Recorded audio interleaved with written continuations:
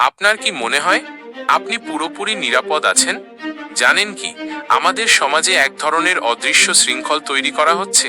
কিছু প্রভাবশালী মহল উদ্দেশ্য প্রণোদিতভাবে আপনার মনে ভয় আর অনিশ্চয়তা তৈরি করছে। কেন? কারণ আপনি যখন শিকি অনিরাপদ থাকেন, তখনই আপনি সবচেয়ে বেশি নিয়ন্ত্রিত হন। এটিই হলো ম্যানুফ্যাকচার্ড ইনসিকিউরিটি বা সৃষ্ট নিরাপত্তাহীনতা।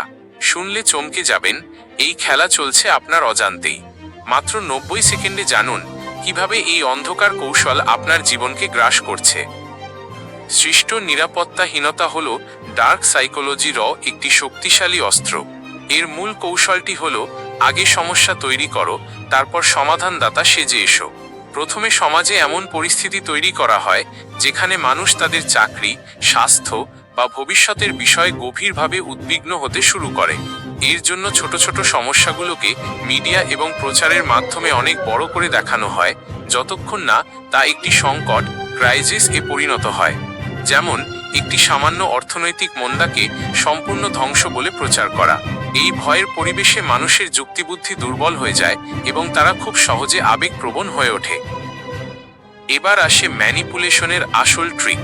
একবার যখন সৃষ্ট সংকট, ম্যানুফ্যাকচার্ড ক্রাইসিস তৈরি হয়ে যায়, তখন সেই প্রভাবশালী মহলটি ত্রাতা বা মুক্তিকর্তা হিসেবে আবির্ভূত হয়।